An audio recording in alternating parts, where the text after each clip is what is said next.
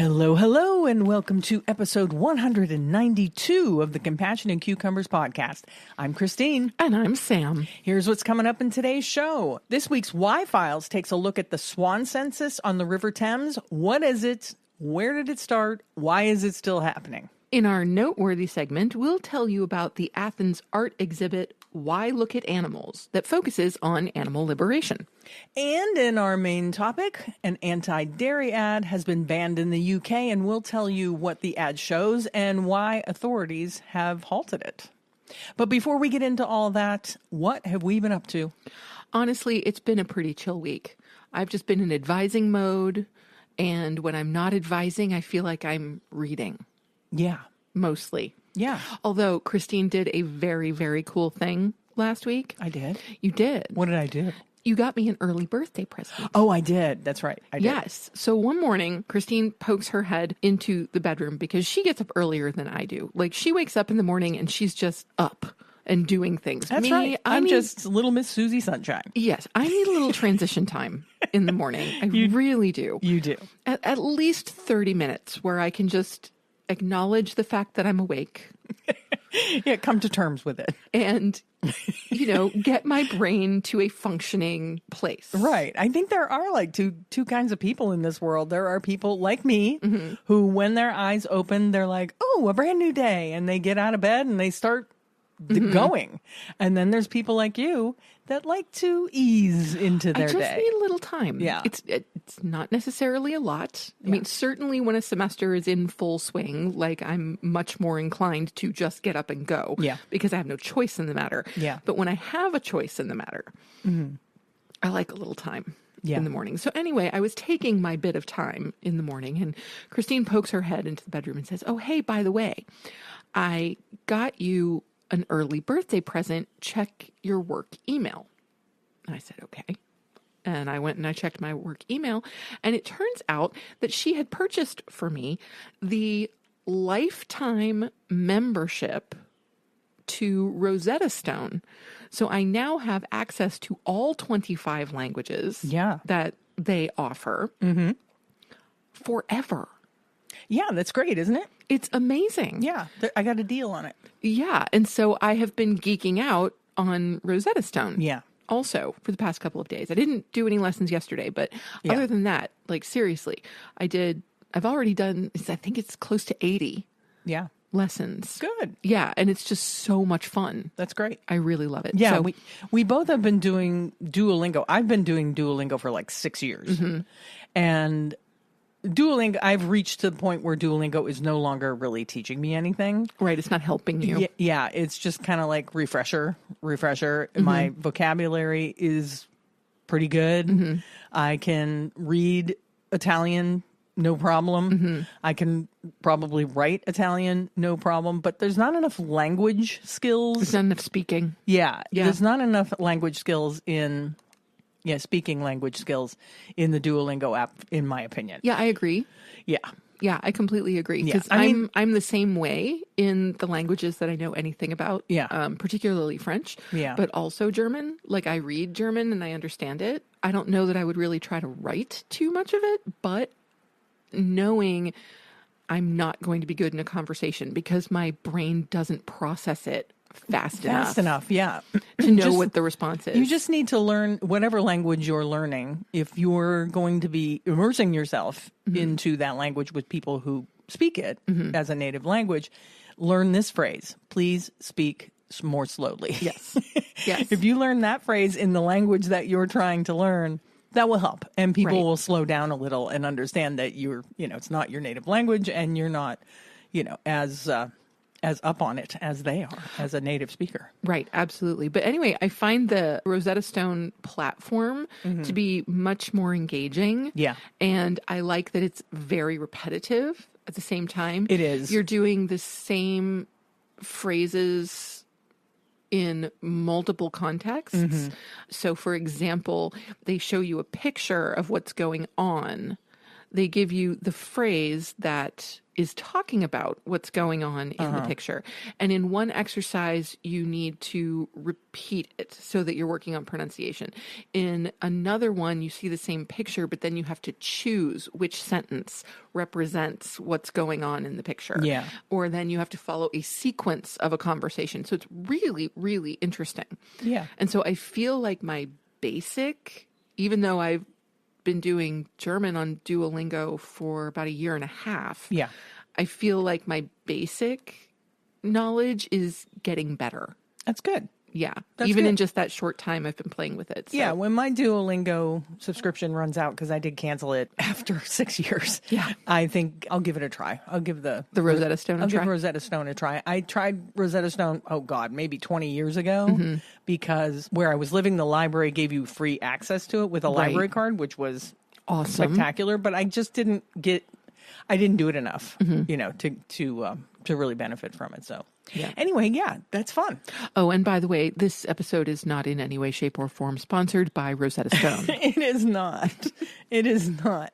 Hey, we have an update on the Rebel Cheese situation. And I have not heard this yet, so this is going to be news to me as well. Breaking news. They've released a statement which is, not very forthcoming, in my opinion.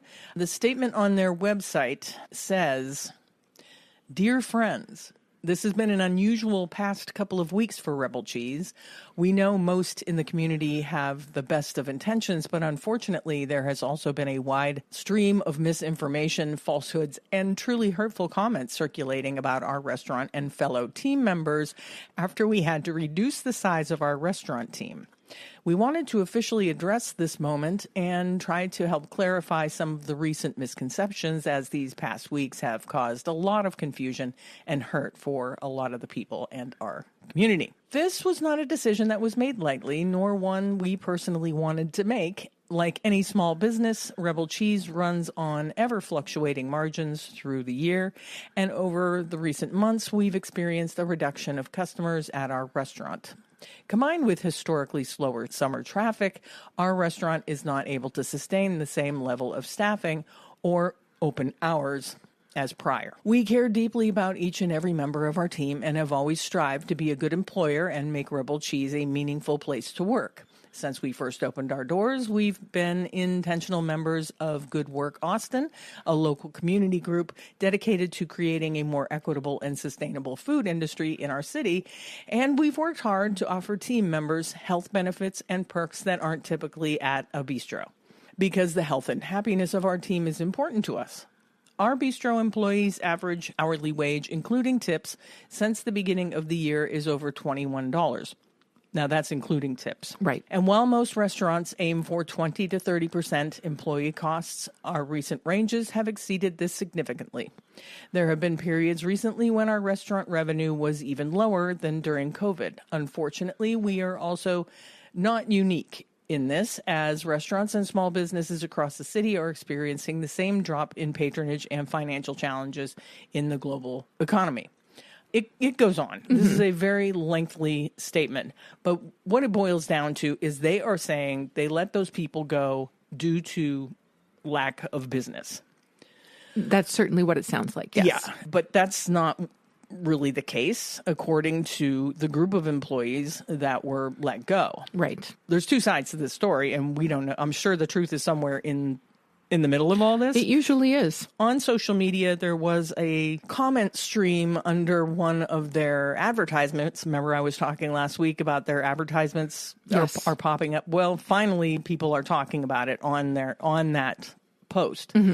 And somebody that commented and then eventually deleted their comment and then eventually deleted their Instagram profile was called out as being the general manager of this particular location. Okay. And she was saying, she had, what's the word I'm looking for? Contradictory? Yes, she had contradictory explanations as to why the people were let go. Okay. At one point in the comments, she said something about money. Anyway, there was contradicting explanations from this person who was called out as manager. Now, this is all alleged because I don't know these people. Of course. I don't know if this woman was actually the manager at this location. And I don't know if what she was saying in those comments is true, but I do find it interesting that she not only deleted her comments, all you could see was the responses to her comments, but she went as far as deleting her entire Instagram profile, which tells me that maybe there was some harassment going on there. It sounds like it. And if that's the case, if she was being harassed. Yeah, that's terrible. We don't condone that anyway. Not in any sense do we condone that.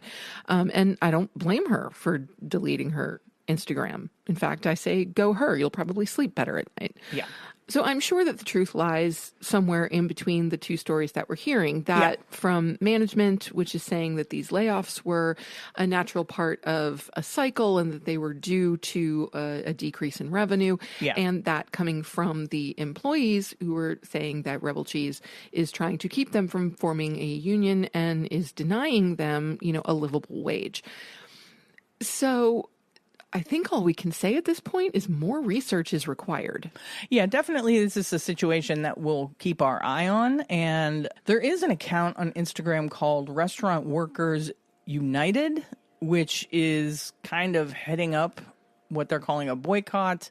And I believe that they were the ones that started the GoFundMe for the workers and such. So we'll keep our eye on it. It is definitely an evolving situation, but I guess just make your own decision as to whether or not you want to support them right now, because we don't have any definitives. Right. So there's that. On another note, this Saturday, I had the privilege of being invited to join a panel discussion from the Humane Hoax Project. And it was a panel discussion that they titled "Egg Prices Are Not the Only Crisis," which I like that because it rhymes. Yes, nice rhyme. The current political situation and animal agriculture. And the main speakers on the panel were Vasily Stanescu, which I'm sure a lot of you have heard of, Catherine Gillespie, who is an activist and author, and John Sanbonmatsu, who is, I believe, a professor and also an author and activist in the vegan space. And it was really interesting. It was a conversation kind of centering around where do we go during this administration? And I mean, we've had the same conversations right here on the show. What do we do? How do we make a difference in the vegan space? Can we make a difference in the vegan space? How are the current policies going to affect animal rights and all that? And I think that an overwhelming arching agreement in the panel was that we do have to join forces with other social movements. Absolutely. That it's never been more important that we put aside any pettiness and join forces with all social justice right now. Well, yes. Yeah. I mean, and to me, the idea of pettiness between social justice movements just seems silly. It's ridiculous, but it happens out there. I mean, I think Melanie Joy wrote an entire book about it. So it's definitely something that happens in almost every movement. You're going to have people that are, kind of radical to the point where it's like, this is about the animals. It's only about the animals. And if you're supporting a human rights issue or the immigration issue or any of those other issues, you're taking the spotlight off of the more important issue, which is animal liberation. And that is just a really bad mindset. Well, it's phenomenally counterproductive. Yeah. I mean, and I find this true in most movements, those at the truly radical ends, the ones that are saying you can only be involved in this movement or you're taking space, time, and air from another movement. Those are not the folks that ever make much progress. Yeah, you can't make progress that way. No, because all you're going to do is intersectional center where real things tend to happen. Yeah, because you're just going to alienate people. Yeah. Completely alienate people. And you don't get anywhere that way. Yeah. Yeah. So I agree. I absolutely agree with the premise that if ever there were a time for all social justice movements to come together and to unite, it is most definitely now. It is now. It is now, and it is forever. Indeed. In my opinion. That's right. It's not temporary. Yeah. So I wanted to thank Hope Bohannic for inviting us to that discussion. It was a really interesting conversation. I have on our outline that our farm share is getting really good. Well, the farm share is always really good. Yeah, but as the season progresses, we get different stuff. We get, more and more things. Right, because right at the beginning of the season, it's mostly greens. Yeah, it's greens. Which is wonderful because... cold weather crops. Right, but it's wonderful because all of a sudden we're eating these gorgeous lettuces and spring mix and spinach and kale, and we're just like, oh my God. Yeah. Greens are amazing. And this new cool thing that our farmer that we get our farm share from, he said he's had trouble in the past with spinach not holding up to the elements in our area. And so he's trying a new crop, and it's baby chard.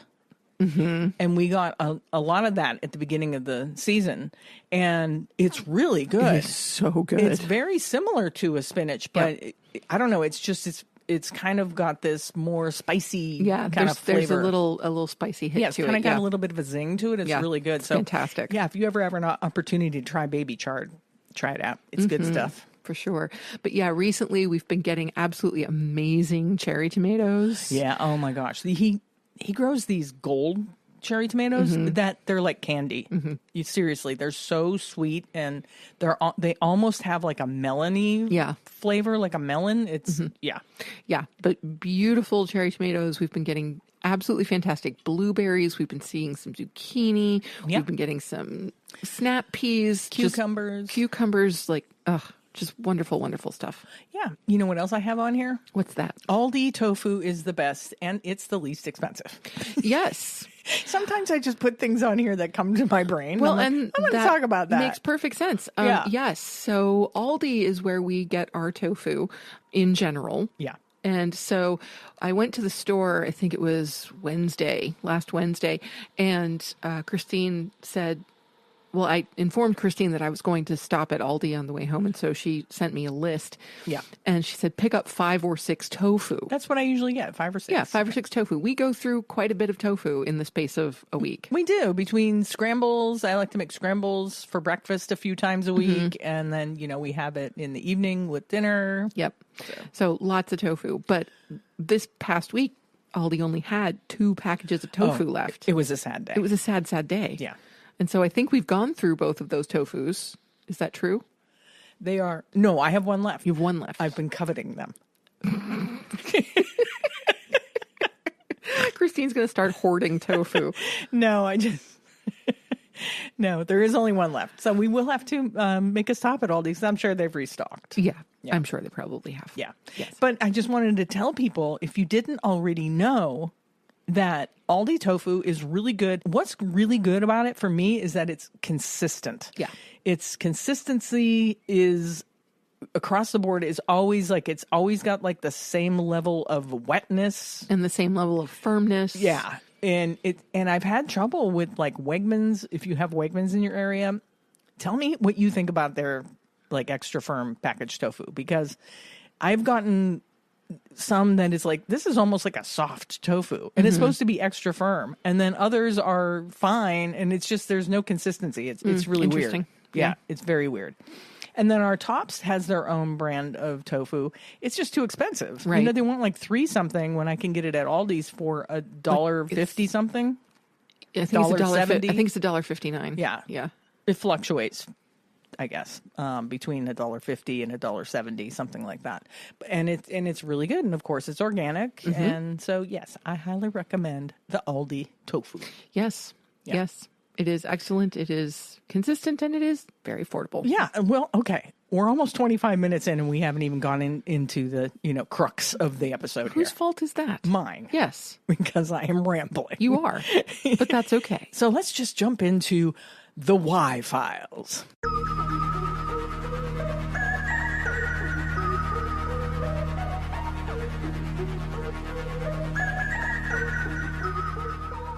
So this is coming from AP World News, and it's looking at the King Charles annual swan census. Yeah. Did you know that this is a thing?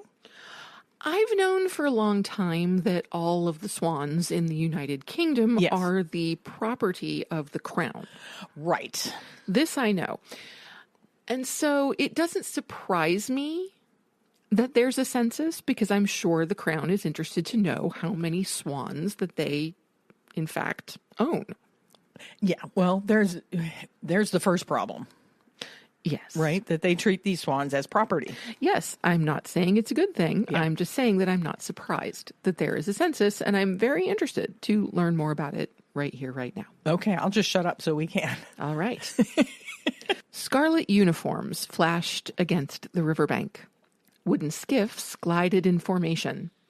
A young swan, gently lifted from the water, was measured, inspected, and released. The annual 5-day census of swans belonging to King Charles III, known as swan upping, began Monday on the River Thames to assess their health. One of the British monarch's less-known titles is Seigneur of the Swans, Lord of the Swans. Yes. And according to ancient lore, he or she owns all members of the mute swan species found in Britain's open waters. Every year, a team of carefully selected oarsmen, swan uppers, are tasked with finding the swans on a stretch of the Thames. When a family is spotted, they shout, "All up!" and the boats quickly surround the birds, marking them and checking for signs of disease or injury. It gives us an indication of what's going on throughout the country, said David Barber, who wears a scarlet jacket and a white swan feather in his cap and bears the title of King's Swan Marker. It's a tradition, but I think it's serving a very useful purpose as well. Barber has been leading the event for more than 30 years. He is accompanied by a vet and oarsmen dressed in 3 colors: red for the king, white for the Worshipful Company of Vintners, and blue stripes for the Worshipful Company of Dyers. The last 2 are medieval London trade guilds that were granted ownership of some Thames swans in the 15th century. The census tradition dates to the 12th century, when swans were considered an important food for royal banquets and feasts. While swans are now legally protected from hunting, they face threats from disease, pollution, vandalism, and cruelty, Barber said. Their numbers have declined over the last 2 years, primarily due to outbreaks of avian flu across Britain, he said, adding that only 86 young swans were found during last year's swan upping, which was 45% fewer than the year before that. But Barber appeared positive at the end of the event's first day, with a total of 16 young swans recorded. The census continues until Friday, traveling from Sunbury on the outskirts of London to Abingdon, 80 miles upstream. I don't know. I was fully prepared to think of this as a bad thing. Right. The way that you were presenting it. Well, here's the thing. It is kind of odd that they consider all of these animals. So any swan in any waterway in Britain is property of the king. Well, it's the mute swan variety. If Yes. there are other varieties of swans, Right. then those swans don't apply. Right. I guess that was a strange way of saying it, Yeah. but yeah. I suppose it's a good thing that they're monitoring their health. Well, I think it's essential. I suppose it is. But I think it's probably kind of traumatic for the swans, the way the uppers kind of surround their family of swans and yank them out of the water. Well, I don't think anybody was yanked. It did mention that the birds were gently removed from the water. So Yeah. I don't think anybody's grabbing a swan by the neck No. and yanking it out of the water. No. I think to put anything like that forward would be irresponsible. I think I guess you'd need to see video, but of course the video that you would see would be carefully curated. Well, sure. But at the same time, to me, and like I said, I was fully prepared to be up in arms about this swan census. I'm not really up in arms about it. I think I have mixed feelings. I'm finding that I don't. Yeah. Because, first of all, I think I agree with you that the swans should not be considered property. I'm with you on that. Right. Absolutely. But given that they are, and that this is a hundreds of years old tradition, it is the responsibility of the crown to ensure that the birds are healthy. So I think that taking this census makes sense. Also, the fact that it's done in a way that they're oar manipulated wooden rafts. It's not like people are going about in speedboats, Right. corralling swans to the, the riverside or anything like that. So even though, yes, I can see where that would be stressful for the birds, I think it's being done in a responsible and respectful way. Yeah. That perhaps causes the birds less trauma than would more modern, for lack of a better word, processes. I suppose it just seems to me that why do they need to be yanking them all out of the water? It just seems. Well, I still think that you're really into the word yanking. Well, help me. All right, why do they need to pull them all out of the water? They can't just look at them and assess them and see, they look healthy or they don't look healthy. Well, no, because they might need to take a closer look at the structure of their feathers. They might need to take a closer look at the skin underneath the feathers to make sure there's no rash or rot or anything like that. They're going to want to take a look at those lovely webbed feet and make sure that they're not damaged or that they've not been injured. So I'm actually. You're okay with this? I'm okay with the swan census. Yeah, I still have mixed feelings about it. And that's fine. You go right ahead and have mixed feelings. Yeah. But I doubt that these swans being the property of the crown is going to change anytime soon.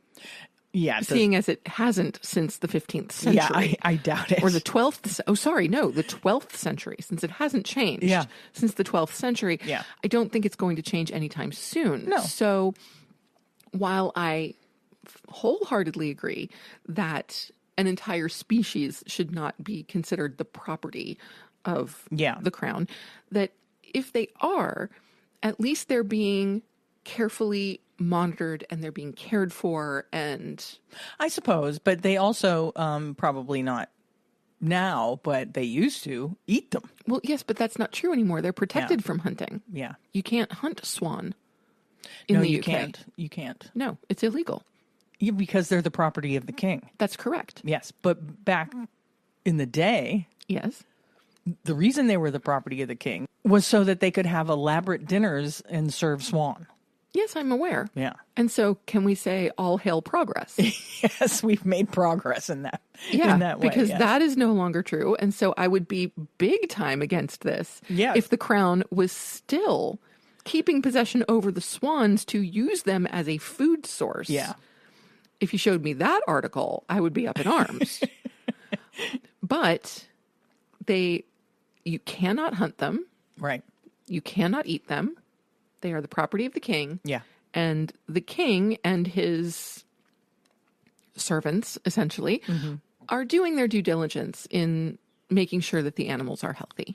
It's interesting that it's just that one particular animal because, he's keeper of the swans. Yes. I found it's an interesting, I guess, cultural tradition. Oh, absolutely. Yeah. I mean, and seriously, if you're going to have a title, Lord of the Swans isn't bad. Yeah, it reminds me of Lord of the Pants. Dance. Lord of the Dance. Which you always refer to as Lord of the Pants. Lord of the Pants. Yeah. Anyway, I'm digressing. Yeah, I just thought that was interesting, and I don't think a whole lot of people realize that takes place. It is interesting. Yeah. And like I said, I knew that the swans were the property of the crown. Yes. I did not know about the swan census, and I'm very glad that I now know more about it. Yeah. So thank you. It's interesting. Yeah. And like I said, I just have some mixed feelings about it. I don't know. Maybe I just need to educate myself more about the process and all that. So, well, more research is always a good thing. Yeah. But yeah, I think given the circumstances, it's probably being done in a responsible way. I would hope so. And I can get behind that. Yeah, I would hope so. And swans, you don't want to mess with a swan. No. They're very territorial. They're really territorial. Yeah. Yeah, there were swans in the lake on the UMass campus Yeah. when I worked there. And Did they chase people? oh, yeah, I was never chased by one of the UMass swans, but I definitely know of people who were. Yeah. We did see some of the king's swans when we were at a place called Hever. Yes. Hever Castle, which was the girlhood home of Anne Boleyn. This is true. And I say that home. It's a castle. It's a small castle. It is conservative, as smallish as castle. castles go. But there were some swans and ducks. Yes. Oh, the ducks were so on great. their property. Yeah. Oh my gosh. I loved those ducks. Yeah, you could feed the ducks. You could feed the ducks. You could buy a little bag of feed and feed the ducks. Oh my gosh, it was so awesome. Like they would take it right out of your hand. They would take it right out of your hands. Yeah. And you would think because their bills are kind of hard that it would almost hurt, but it didn't. It just tickled. Yeah. And there's actually, Christine has a video of the ducks eating out of my hand and me just giggling uncontrollably. Yeah. I just could not stop giggling because they were so cute. They were cute. They were so cute. Yeah. And they were just eating out of my hand and it was great. Yeah. I loved it. Well, let's move on. Let's move on to our Noteworthy segment where we're going to talk about a really interesting art exhibit that I wish I could see. Yes. So this is coming from Art in America. Athens exhibition says the revolution could begin on your plate. A 26-story building, wider than it is tall, is home to tens of thousands of pigs. None of them has ever touched real grass or felt the sun on their skin. They will only be called pigs for a short time. After passing through each of the 26 stories, the insemination level, the fattening level, and so on, they will become pork. A video by Ang Siu Cheng shows this building's foreboding enormity. Its surface area nearing that of the one-story village at its feet, whose residents are gifted pork rations for putting up with the awful smell. Footage shot inside shows pink pigs and panda pigs yearning to connect, but they can't quite reach each other through their stainless steel enclosures. Without space or sociality, all they do is eat and sleep. Ching's video shows us the kind of setting where most meat comes from, a site generally left unseen. The work is set in China, but shows a skyscraper factory farm model created in 19th century Cincinnati, a city then known as Porkopolis. Titled High-Rise Pigs, it is one of the most pointed and heart-wrenching works in Why Look at Animals, a case for the rights of non-human lives, on view at the National Museum of Contemporary Art in Athens through February 15th. High-Rise Pigs is displayed in the museum's basement, with this first floor narrating all kinds of horrors before sending viewers up escalators to consider how things might be otherwise. Also in the basement is a map of the world, drawn in charcoal on a wall by the artist duo Art Orienté Objet, that names endangered species in endangered languages. An eraser on a robotic arm is slowly wiping the drawing away throughout the exhibition's run, a reminder that all species, human and otherwise, are threatened by the relentless extractions of capitalism and colonialism. Nearby, a print by Sue Coe at the exhibition's entrance provocatively links human to animal suffering, with text reading, "Auschwitz begins whenever someone looks at a slaughterhouse and thinks." Why Look at Animals is the first exhibition of its kind and scale to enlist art to confront animal liberation, a rather unpopular topic as awareness of it all but demands the sacrifice of personal comfort. What other logical or ethical response could there be to the horrors of factory farming, or to the fact that the meat industry is responsible for 14.5% of greenhouse gas emissions? The curator, Katerina Gregos, described pitching the exhibition for 10 years with little interest, then curating it now with a vengeance. It spans the museum's 7 floors and is the institution's biggest show to date. The silence breaking is powerful, evidence that many more people care about animals than I had realized previously, and proof that there just might be a powerful coalition. It includes over 60 artists, and almost none are the ones I would have expected. I was delighted to learn that artists I'd been following for years cared for animals too. One is Igor Grubic, a Croatian artist who's showing a film of a dog sniffing around a disused Italian slaughterhouse that, in real life, was being converted into a factory for plant-based meat alternatives, proof that consumer demands can, in fact, create change. You can see the dog, named Bjork, smelling pigs from the past, and you're invited to reflect on which species become pets and which become products. Why Look at Animals is titled after a John Berger essay of the same name, in which the late critic argues that estrangement from living animals in modern times and urban locales has stripped us of our empathy for them. This means artists have a unique responsibility to bring us face to face with animals' sentience, their personalities, their cuteness, and their charms. Of course, looking at animals is not enough. It matters what we see and how we see it. Janice Raffa alludes to this in a 3-channel video about everyday equine abuse, showing horses chained to treadmills alongside countless S&M-looking devices for taming and controlling them. As a wall label notes, man's wrongful way of relating to the animal derives from humanity's repressed wildness. Edward Muybridge's ghost looms large. His first ever moving image, after all, was of a trotting horse, though its intent and effect were hardly animal liberation. Meanwhile, Tiziana Pears takes Berger's call to its logical conclusion. Farms bring her livestock too ill or disabled to become meat, and she gifts them hand-drawn portraits of each animal, who she also names, in return. In addition, Pears created a ceramic dinnerware series with one saucer reading, "The age of remedy is now. Revolution is on your plate." Any collector of the ceramics must sign a contract agreeing not to eat meat on them. I love that. I love that too. That's awesome. A recurring theme throughout the show is interspecies language barriers. A section on sound gestures to this with rare recordings of laughing rats and of animal sounds at frequencies inaudible to humans. A reminder to acknowledge the limits of communication between humans and other animals, lest we impose our values on them. Emma Talbot's silk paintings, meanwhile, make the unfortunate mistake of putting words in animals' mouths. A speech bubble above a skinny dog painted on a giant silk curtain reads, "Humans normalize entrapment and ownership, languages we don't share." Grubic splits the difference, using pointed yet open-ended language in billboards around Athens that ask questions. Do animals dream of freedom? Do animals know they are products?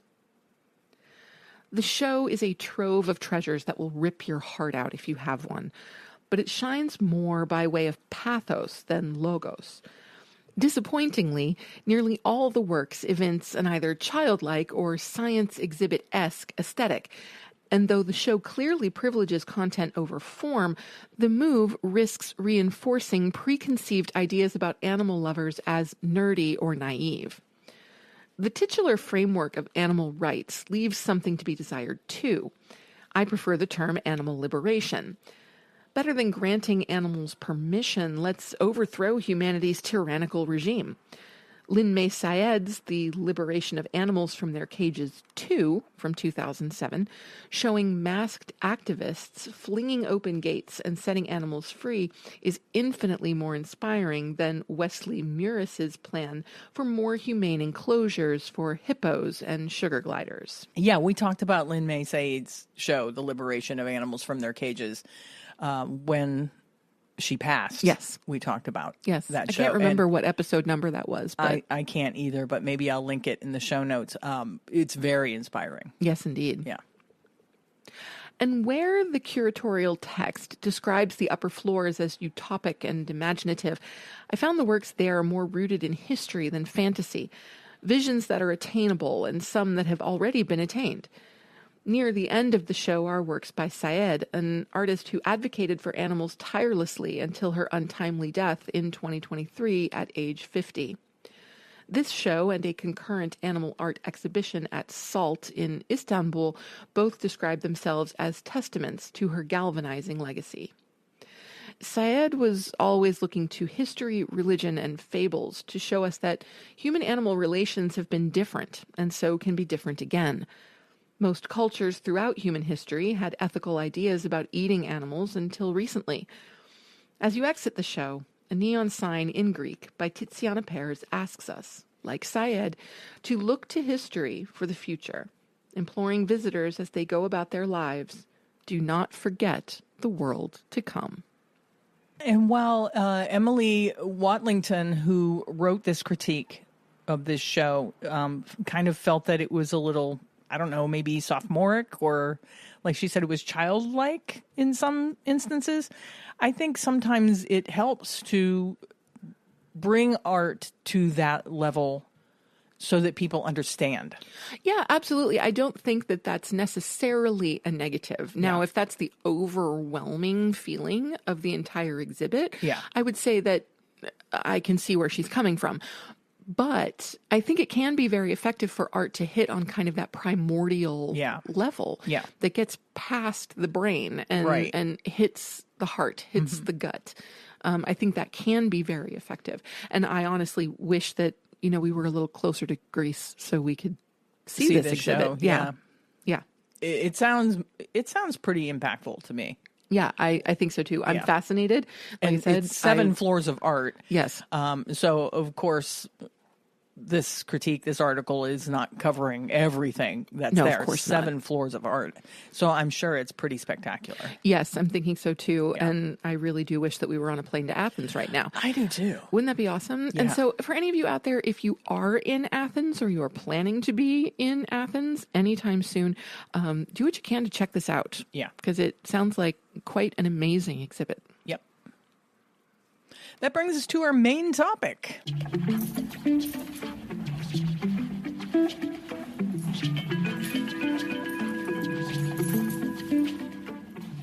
This week's main topic is kind of a heartbreaker. A vegan charity who created some ads about ditching dairy, those ads were banned in the UK. Yes. Yeah. This is coming from The Independent, a vegan charity ad that featured baby being taken from mother banned. An advert by a vegan charity featuring scenes of a human baby being taken from its mother has been banned. The advert by vegan charity Viva featured the scenes to protest against the treatment of dairy calves, but it has now been scrapped by the Advertising Standards Authority. The watchdog says the advert is irresponsible, distressing, and likely to cause widespread offense.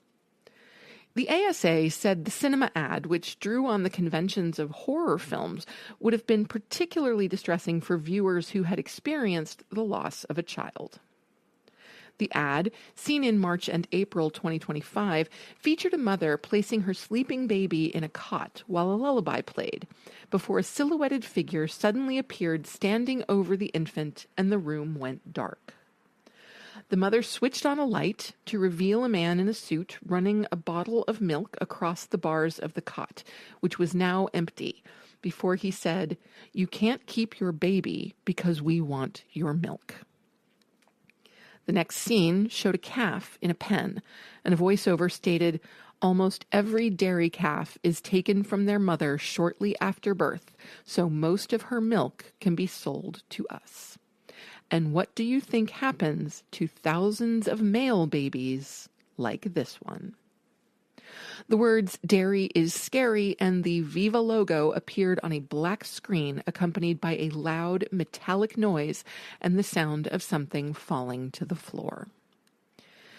The ASA received 25 complaints, including one from the Dairy Council of Northern Ireland, that the ad was irresponsible, distressing, especially to those who had lost a child, and was likely to cause serious or widespread offense. Viva said it aimed to raise awareness of standard practices in the dairy industry, particularly the removal of calves from their mothers shortly after birth. The charity said the ad was based on factual information and was intended to inform and encourage ethical choices, not to shock. The ASA said viewers would understand that the ad aimed to raise awareness of animal welfare, but said the nature of the comparison was likely to be seen as insensitive by many, and in particular by those with experience of loss or trauma around parenthood. The ASA said, although the ad did not depict the baby being harmed, and it was not shown being physically removed, we considered that its disappearance was likely to be seen as shocking and unsettling. We further considered that the statement, "you can't keep your baby," in combination with the sudden disappearance of the baby, was likely to be particularly upsetting for viewers with experience of child loss or fertility issues, in particular because the parallel with dairy industry practices was revealed only in the latter half of the ad. We considered that the message of the ad did not justify the distress likely to be caused by the approach, in particular to vulnerable audiences. For those reasons, we concluded that the ad was irresponsible and likely to cause unjustified distress and serious and widespread offense. The ASA ruled that the ad must not appear again in the form complained about, adding, "We told Viva to ensure that future ads were prepared responsibly and did not contain content that was likely to cause serious or widespread offense or unjustified distress to viewers." The founder and director of Viva, Juliette Galatly, said, "We strongly reject the ASA's decision. The charity understands that this is a deeply sensitive topic, and care had been taken to ensure the scene was obviously symbolic, a fantasy rather than literal. The aim was to shine a light on animal suffering in a way that connects emotionally, not to trivialize human grief. This ruling is nothing short of censorship. It's based entirely on subjective opinion, not facts nor evidence. Meanwhile, adverts from the meat and dairy industries continue to present staggeringly false portrayals of idyllic farms, and the ASA does nothing." So what do you think about this? 25 complaints were received. 25. That's it. 25. One, including the Dairy Council of Northern Ireland. How many more of those 25 complaints came from the dairy industry in some way? I'm thinking many of them probably did. Yeah. But of course, I don't have evidence to that effect. But it'd so be really easy for them to state conclusively. It'd be really easy for them to just, make phone calls and say that they were a person that saw this ad and they were just disturbed by it. Sure. Right. But at the same time, I am willing to believe that there are people who perhaps had lost a child or struggled with fertility. I understand where they're coming from. Deeply impacted by that kind of imagery. I suppose, but then the imagery doesn't show anything happening to the human baby. No, it does not. The baby is in one scene, the screen goes black, and the baby's gone. Right. It shows loss. Yeah. It doesn't show any kind of cruelty or anything like that. Yeah. It just shows loss. And so I have no trouble understanding that there are people in the world who would be triggered by that. Triggered. Sure. Yeah. Deeply sensitive. Yeah, maybe to that. Maybe some sort of warning at the beginning of the ad. That's exactly what I was thinking. Why wouldn't they have just suggested, we can show this ad, but there needs to be a warning. There needs to be a content warning. Of the ad. Yeah. That's right. I think that seems to be a reasonable compromise. Yeah. Because honestly, it makes me want to see the ad. Yeah. Because it sounds pretty effective. It does. Just reading the description, I'm like, whoa, okay, yeah, that would hit close. Yeah. Yeah. And I don't have children, so I'm just saying. Yeah. Someone who does, or someone who has been trying to have children, or who has lost a child, would feel it even more deeply than I would. So yeah. But I think it also just it tells you that the things that are happening in the animal industry are so brutal that they are not fit for human consumption. They're not fit for human consumption. That's exactly. Right. So how do you get that across to a wide audience without affecting somebody, without disturbing people? Right. Well, I think part of the problem is that society has become so concerned over whether or not we're offending people. Right. Or triggering Or somebody. triggering people. I think that really started with the pandemic. It's been a long time coming, I think. I agree, but I think it really kind of started coming to a head with the pandemic. Sure. And so just the idea that anything that is said could potentially be triggering to someone. Sure. Which, of course, is true. But at the same time, I think we're not giving human beings enough credit for being smart, for being resilient, for being able to differentiate hypothetical. Oh, wait, no, I shouldn't say that, because humans are clearly not able to tell fact from fiction anymore. No. Hang on a second. Yeah. You know, I was going to give us credit for being able to discern the hypothetical from the real. Right. A lot of us are unable to do that anymore. But there are plenty of us who can't do that anymore. But I think we need to kind of break through and not even that. I think what we need to do is to stop tiptoeing around these issues. Right. And say, yes, these are horrific things that are happening. Exactly. They are disturbing. Exactly. They are triggering. And that's why we need to face them, not to avoid them. Right. This is what has gotten the meat culture to where it is, right? It's that part of it for sure. Is that they keep, all the nitty gritty of raising animals for food. They keep it out of the public eye. Yes.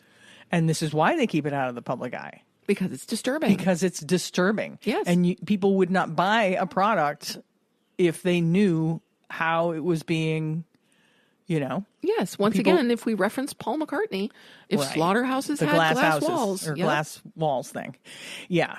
I'm really disappointed in... the ASA? Yeah, I'm disappointed in the ASA for after only 25... it just kind of screams to me that something else is going on behind the scenes there. Well, that's entirely possible.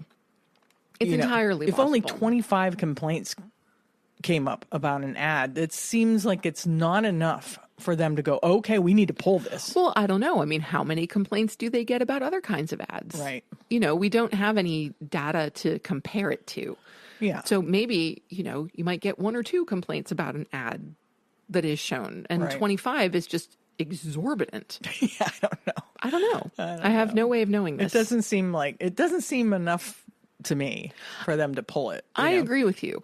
But at the same time, I can understand if those complaints were coming from individuals and not from people in the dairy industry. Right. I can understand their feeling of that scene being traumatic to them. I totally get that. Sure. But I agree with you. I think the compromise here is to allow the ad to run because, again, I think we do need to be triggered by these things. We do need to be affected and disturbed by these things. Yeah.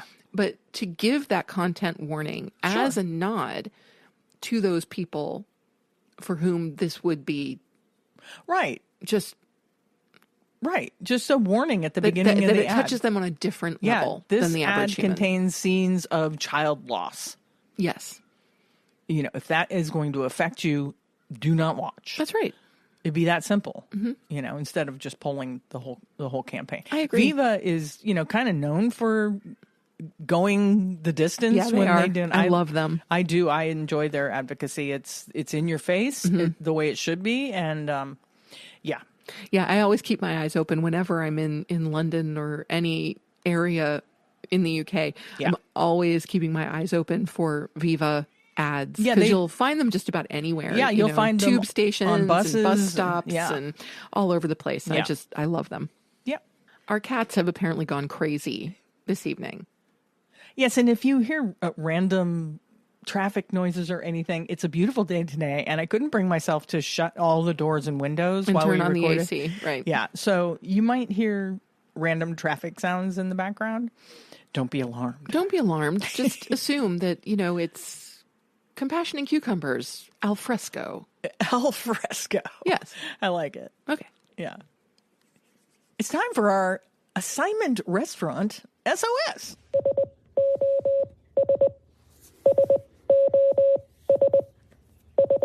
This week, we're taking a look at Subculture Vegan Deli and Provisions. We are. Yes, we are. They are located at 227 Lark Street in Albany, New York. They are a casual, vegan-friendly deli offering comfort foods such as sandwiches, wings, and truffle mac and cheese. A friend of ours, Jill, who's on this spectacular vacation, on their way to where they are now, happened to stop into Subculture, and I wasn't even aware that they existed. So I looked into them, and I'm like, oh, this is really great. They're going to be our Restaurant SOS restaurant this week. Let's take a look at their menu. Sam's having a little bit of trouble pulling up the menu, so I'm going to tell you what's on it. First of all, they're a deli and provisions, which means you can also buy like frozen goods there.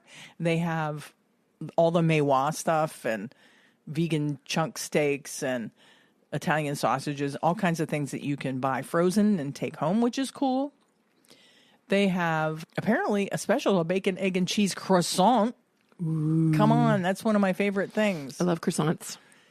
They have tons of sandwiches and wraps. They have an Italian sandwich, the Italian mix, which has vegan pepperoni, seitan slices, smoked mozzarella, cheddar, lettuce, tomato, onion, banana peppers. They have a chicken parm. Oh, I'm surprised. See, I just found a paper version of their menu, so I'm not sure it's 100% exactly what you're seeing. Yeah. But I'm surprised you're talking about all of those other things and you haven't gone straight to the Reuben. Well, I haven't gotten there yet.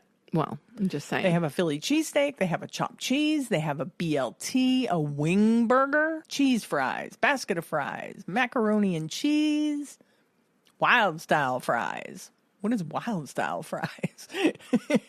Oh, it's crispy fries topped with cheese sauce, Russian dressing, and caramelized onions and their house bacon. That sounds good. Mm-hmm. It does. And apparently they have something called biscuit season. Well, I'm there. I'm yes, there. And it's a variety of biscuit breakfast sandwiches, and they are doing a biscuit pot pie. Yeah. And a hot honey holiday biscuit, biscuits and gravy, the SEC breakfast sandwich, which is sausage, egg, and cheese on your choice. No, sorry, hang on. They have an SEC breakfast sandwich, which is sausage, egg, and cheese, and your choice of maple or sriracha cream cheese. Maple cream cheese. Yeah. Interesting. It's a thing. I've never heard of that before. That's a thing. They also, because they're a deli, in their deli case, they have their seitan pepperoni. They have their house-made. Nice. They have their house-made ranch dressing you can get. A jackfruit tuna cup. They have their seitan bacon. They have seitan pastrami. Son of egg kimchi. I don't know what that is. They have a macaroni salad, a buffalo chicken dip, street corn, balsamic watermelon with mint. That sounds good. Ooh, it does sound good. That sounds refreshing. They have, oh, look, they're carrying some of the Rebel cheeses. Ah. I wonder how they feel about what's going on with Rebel cheese. I don't know. They have desserts that you can take home. They have, in their provisions, they have all kinds of stuff that you can get. Soy curls and spray cheese. They have that spray cheese we were talking about.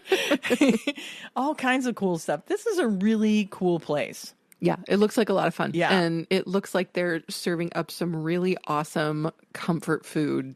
Yeah, comfort food. And I like that they're a deli, so you can take a lot of their house-made vegan meats home. Yeah, I seriously wish we had a vegan deli. I know. Like, oh my God, if grass-fed were next door, I would be like the happiest person. I know, wouldn't we? Oh my gosh. Yeah. Rob, Nora, think about it. We'd be having grass-fed sandwiches like once a week. Once a week? If they were next door? No.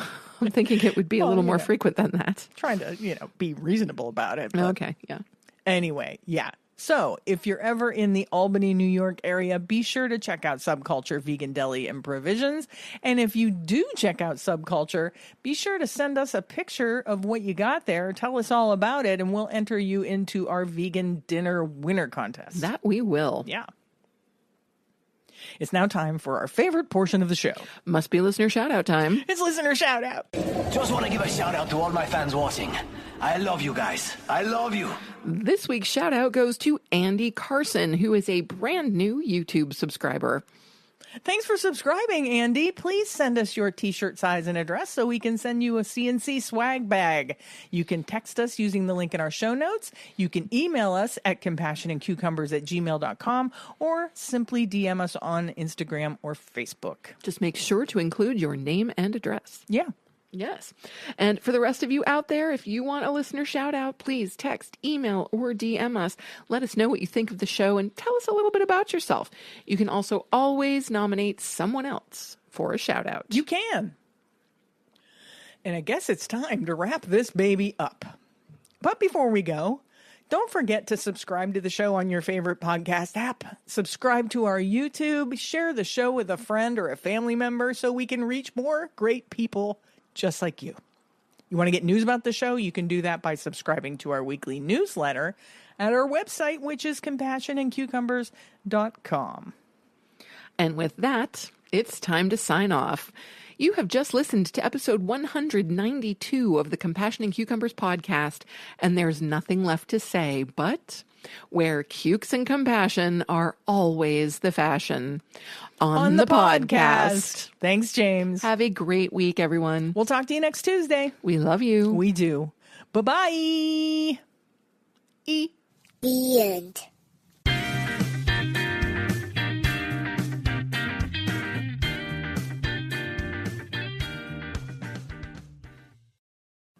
If you'd like to support the Compassion and Cucumbers podcast, well, you can do that by hopping on over to our Patreon page and becoming a patron. We have all the recipes from our vegan kitchen series up there, and we'll be adding some patron-only episodes in the near future. So thank you for supporting us at whatever level that you choose, and thank you again for listening to Compassion and Cucumbers podcast.